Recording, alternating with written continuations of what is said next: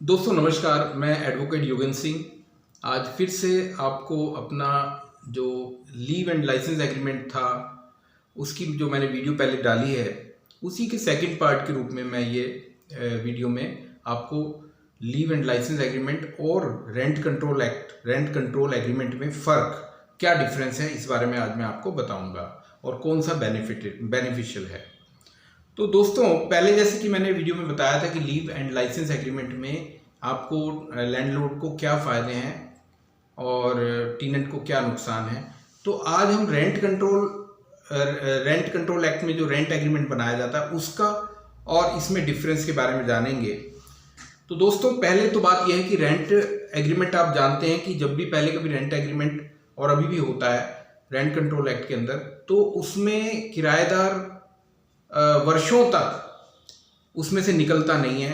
Case भी डल जाते हैं तब भी वर्षों तक केस चलते रहते हैं लेकिन वो निकलता नहीं है और बस उसकी इतनी ही वो होती है कि वो कहता है कि ठीक है जी किराया बढ़ा लो और मुझे रहने दो। तो और उसमें जब कोई लैंडलॉर्ड केस भी डालता है तो वर्षों तक वो केस लगा रहता है। लेकिन अब जो ये नया लीव एंड लाइसेंस एग्रीमेंट है इसमें ऐसा कुछ भी नहीं है कि वो कब्जा करके बैठ सकता है टीनेंट। इसमें उसे निकलना ही पड़ेगा। एक बार ये एग्रीमेंट उसने कर लिया तो उसे निकलना ही पड़ेगा उस प्रॉपर्टी से, क्योंकि इसमें अधिकार दिया गया है कि भाई जब भी चाहे लैंडलॉर्ड उसको कभी भी खाली करने के लिए कह सकता है और उसको निकलना पड़ेगा। और इसके विरुद्ध अगर वो कोर्ट में जाता है और कोई एप्लीकेशन या कोई केस फाइल भी करता है तो उसकी वैल्यू कुछ नहीं होगी, क्योंकि सिर्फ court leave and licence agreement देखेगी और उनको इस मामले में लैंडलॉर्ड को फायदा पहुंचाएगी। अच्छा, दूसरी बात यह है कि जो इसमें जो टाइम लगता है रेंट एग्रीमेंट में वो तो आप जानते हैं कि इसमें बहुत काफ़ी खर्चा हो जाता है और लैंडलॉर्ड जो है परेशान भी होता है, उसकी खुद की प्रॉपर्टी उसके हाथ में नहीं होती है।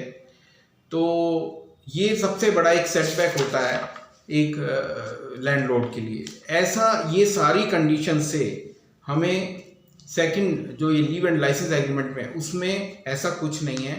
स्टैम्प ड्यूटी भी आपको इसमें जो है कुछ लिमिटेड अमाउंट में देनी पड़ती है और ओवरऑल अगर खर्चा आप देखें तो इसमें ज़्यादा नहीं होता है। रेंट एग्रीमेंट जो सिंपल रेंट एग्रीमेंट जो होता है वो एक तरह का, उसमें ऐसी कोई कंडीशन नहीं होती है कि भाई आपको जब भी चाहे निकाल देंगे, निकलना पड़ेगा। इसमें ऐसी कंडीशन लिखी होती है कि जैसे ही ये एग्रीमेंट बनता है और रजिस्टर हो जाता है उसके बाद उस टाइम में उसको कभी भी बाहर निकाला जा सकता है। और स्टैम्प ड्यूटी की जहाँ तक बात है तो स्टैम्प ड्यूटी भी इसमें कम होती है और रेंट एग्रीमेंट में आपको थोड़ा ज़्यादा देनी होती है।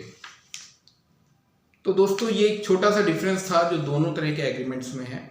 आई होप आपको समझ आया होगा। अगर फिर भी क्वेरीज हैं तो आप मेरे चैनल में नीचे कमेंट सेक्शन में जाके